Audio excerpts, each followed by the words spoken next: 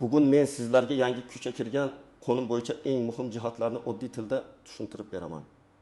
Bu ma'lumot har birimizga tegishli. Ishchi bo'lsangiz ham, tadbirkor bo'lsangiz ham, uy-joy, hujjat, jarima, qarz, shartnoma yoki davlat xizmatlari bilan ishlayotgan bo'lsangiz ham, bu o'zgarishlarni bilmaslik keyinchalik pul yo'qotish, vaqt yo'qotish yoki huquqingizdan foydalana olmaslikka olib kelishi mumkin. Shuning uchun videoni oxirigacha ko'ring. Men bugun qonun oldin qanday ishlaganini, endi nima o'zgargani, kimlar ehtiyot bo'lishi kerakligini, kimlar uchun esa xavotir kamroq ekanini, eng muhimi amalda nima qilish kerakligini bosqichma-bosqich aytib beraman. Hozirning o'zida kanalga obuna bo'ling, videoga like bosing, chunki bunday huquqiy tushuntirishlar ko'pchilikni keraksiz muammo va ortiqcha xarajatlardan saqlab qoladi. Men amaliyotda ko'p ko'raman. Odamlar qonun o'zgarganidan keyin ham eski tartib bo'yicha harakat qiladi. Masalan, oldin shunday qilardik, mahallada hamma shunday deyapti, tanishim aytdi, muammo bo'lmaydi degan gaplarga ishonib, hujjatni vaqtida topshirmaydi, ariza yozmaydi, shartnomani tekshirmaydi yoki bildirishnomani jiddiy qabul qilmaydi. Natijada masala kattalashadi. Oldin ko'p jarayonlarda odamning o'zi idoraga borishi, navbat kutishi, qog'oz hujjat olib yurishi, bir joydan ikkinchi joyga ma'lumotnoma yig'ish talab qilinar edi. Ayrim holatlarda davlat organlari yoki tashkilotlar fuqaroning o'rniga mavjud ma'lumotlarni o'zlari tekshirish o'rniga borib falon joydan spravka olib keling deb yuborardi. Bu esa oddiy odam uchun vaqt, yo'l haqi, asabqa ish kunini yo'qotish degani edi. Endi yangi tartibning asosiy ma'nosi shuki, mas'uliyat, shaffoflik va elektron nazorat kuchaymoqda. Qaysi sohada bo'lishidan qat'iy nazar, qonunlar fuqarodan ham, tashkilotdan ham hujjatga, muddatga, yozma tasdiqqa va rasmiy izga e'tibor berishni talab qilyapti. Ya'ni og'zaki kelishuv. Keyin qilib beraman, menga ishonavering, hech narsa bo'lmaydi degan yondashuv tobora xavfli bo'lib bormoqda. Yangi qonun kuchga kirgan nimani anglatadi? Bu shuni anglatadiki, endi muayyan masalalarda eski odat bilan ish qilish mumkin emas. Agar muddat belgilangan bo'lsa, o'sha muddat hisoblanadi. Agar ariza elektron berilishi mumkin bo'lsa, idora sizdan ortiqcha qog'oz talab qilmasligi kerak. Agar shartnoma rasmiy bo'lishi shart bo'lsa, og'zaki kelishuv keyin isbotlash qiyin bo'lgan holatga aylanadi. Agar javobgarlik kuchaygan bo'lsa, bilmagan edim degan gap ko'pincha yordam bermaydi. Birinchi muhim narsa, yangi tartib faqat davlat idoralari uchun emas, oddiy fuqarolar uchun ham muhim. Men buni alohida ta'kidlayman. Chunki ko'pchilik qonun deganda faqat yuristlar, sudlar yoki tadbirkorlarni o'ylaydi. Aslida esa qonun kundalik hayotimizga kirib kelgan. Uy ijaraga olish, avtomobil sotib olish, qarz berish, ishga kirish, plastik karta orqali to'lov qilish, onlayn xizmatdan foydalanish, bolani bog'chaga joylashtirish, kredit olish, aliment, meros, kommunal to'lov, jarima, subsidiya, pensiya, nafaqa, bularning hammasida huquqiy tartib bor. Masalan, siz tanishingizga 10 million so'm qarz berdingiz. Oldin aka-ukachilik, qo'shnichilik, do'stlik degan ishonch bilan pul berib yuborish odati edi. Lekin keyin qarz qaytmasa, sizda dalil bo'lmasa, sudga borganingizda muammo boshlanadi. Endi yangi sharoitda men har doim shuni maslahat beraman. Pul berishda oddiy yozma tilxat bo'lsin, pul o'tkazmasi izohi yozilsin, qarz miqdori, qaytarish sanasi, tomonlarning pasport ma'lumotlari ko'rsatilsin. Chunki bugun huquqiy himoya ko'proq dalilga bog'liq. Ikkinchi muhim narsa, muddatlar. Juda ko'p odamlar aynan muddatdan yutqazadi. Masalan, sizga qaror, jarima, bildirishnoma yoki talabnoma keldi. Siz uni keyin ko'raman deb qo'ydingiz. 2 kun, 15 kun yoki 30 kun o'tib ketdi. Keyin e'tiroz bildirmoqchi bo'lasiz, lekin muddat o'tgan bo'ladi. Qonunda ko'p hollarda muddatlar qat'iy.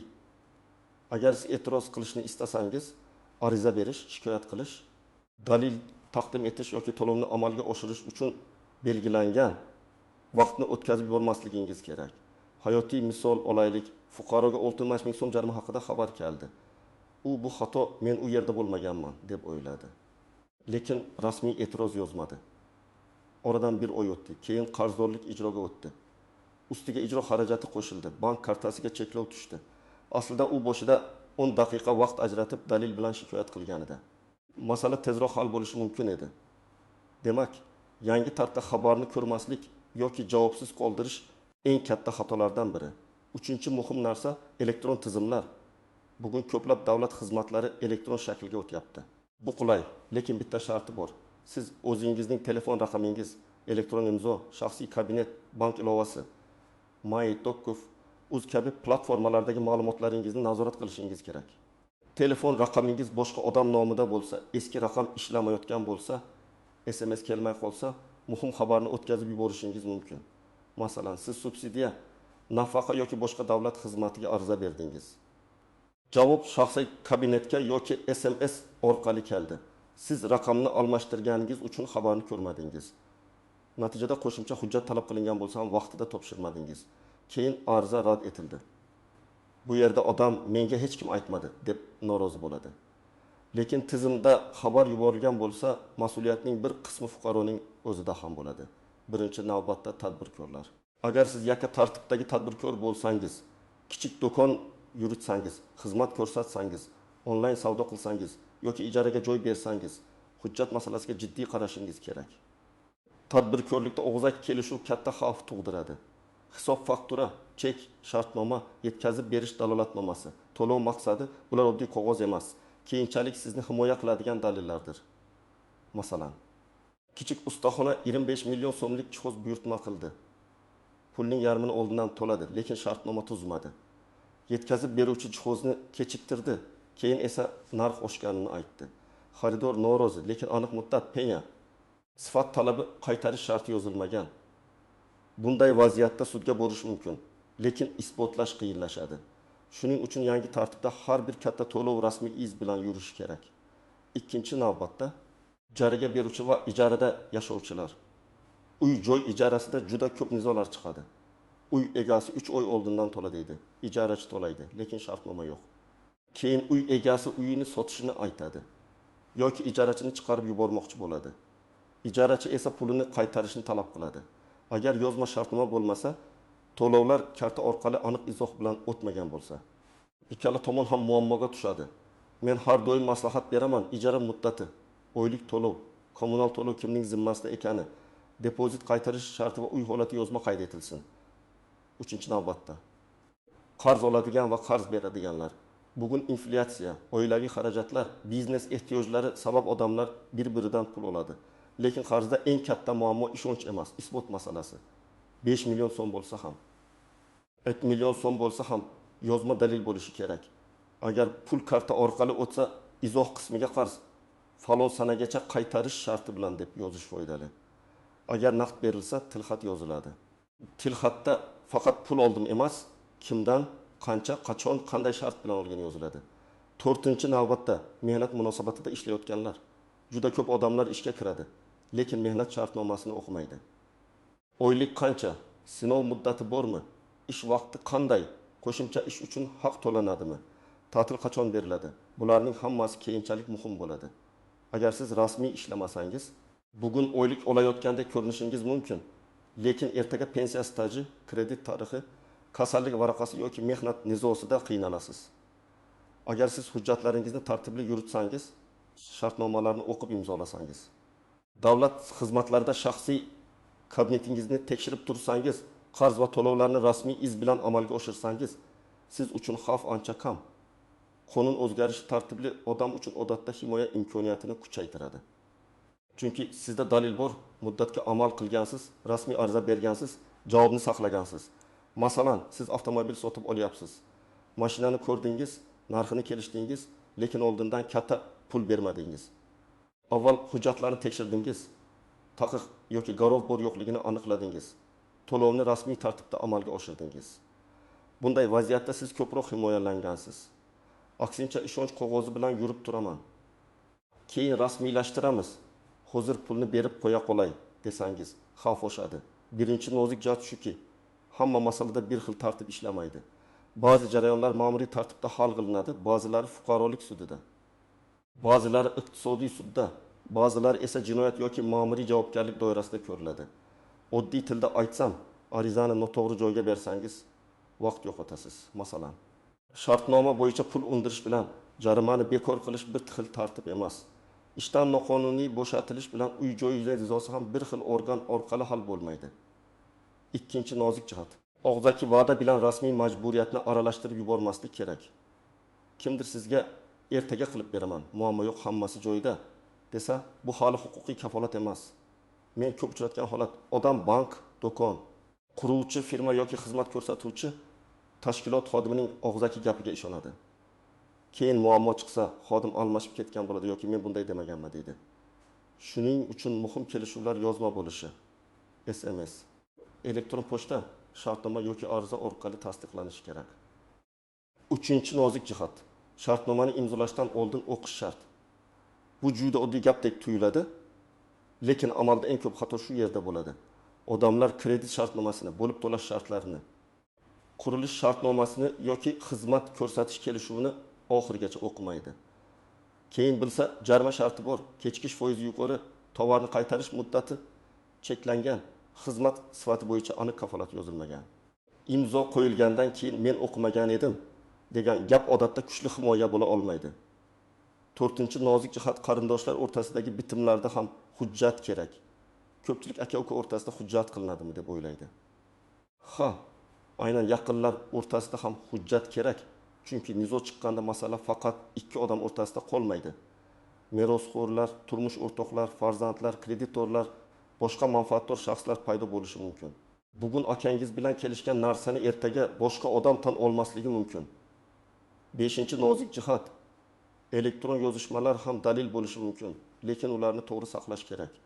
Telegramdagi xabarni o'chirib yuborsangiz, telefon almashtirsangiz yoki chat yo'qolsa, dalil kamayadi. Muhim yozishmalarni skrinshot qilish, to'lov cheklarini saqlash, shartnomalarni PDF ko'rinishida alohida papkaga joylash foydali. Lekin shuni ham bilish kerakki, har bir skrinshot avtomatik ravishda yetarli dalil degani emas. Ba'zan notarial tasdiq, bank ma'lumotnomasi yoki rasmiy javob kerak bo'ladi. Endi eng muhim qismiga o'tamiz. Siz hozir nima qilishingiz kerak?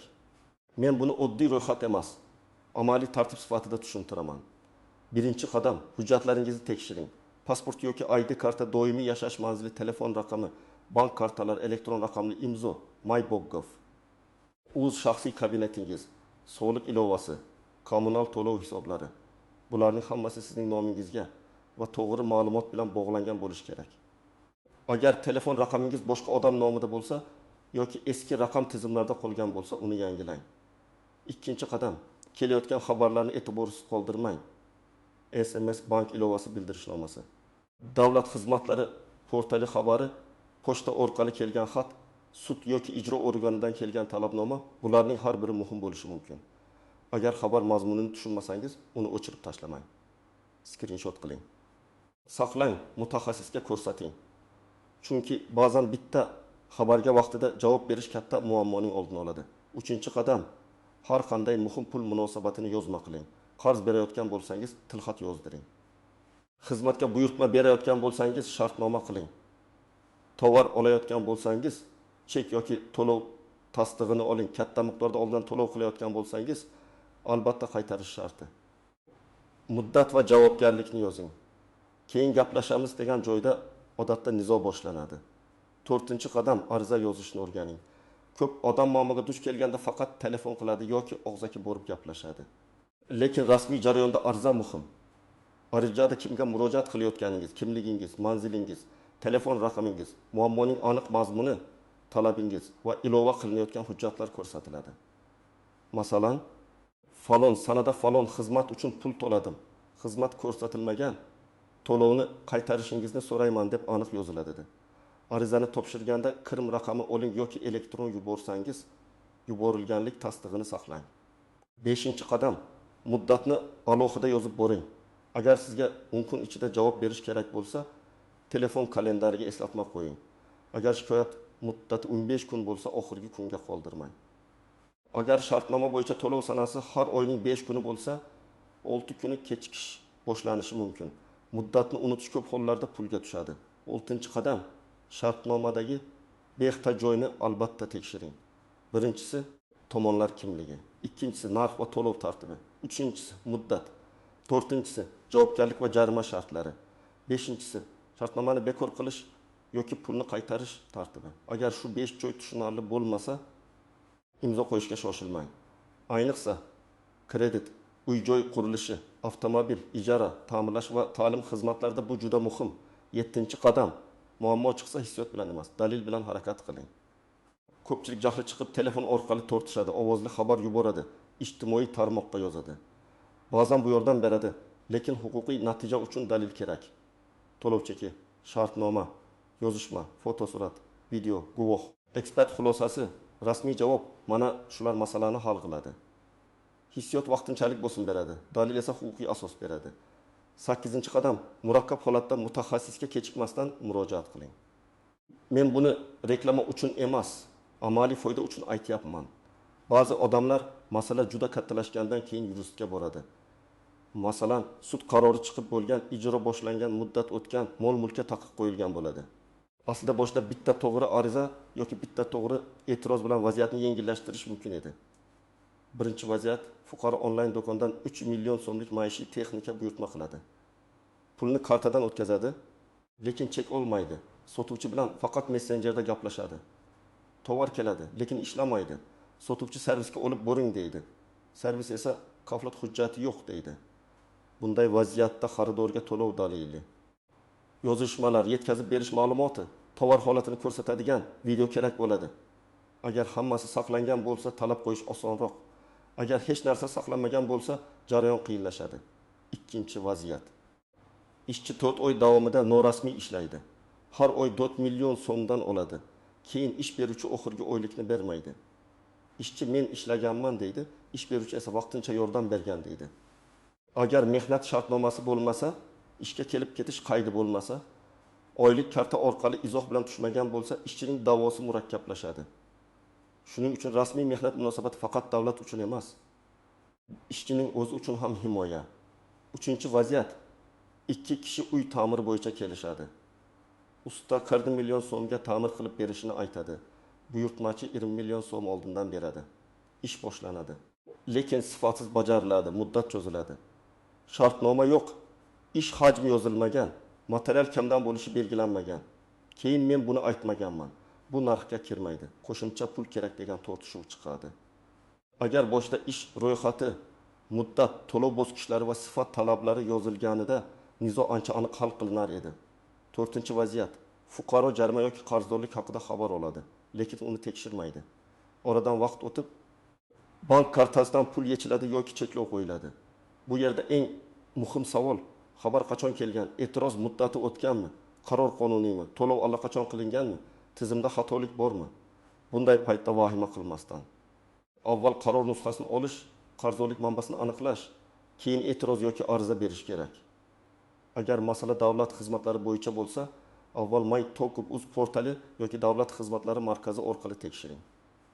Ariza raqami, murojaat holati, javob muddati va talab qilingan hujjatlar ko'rinadi.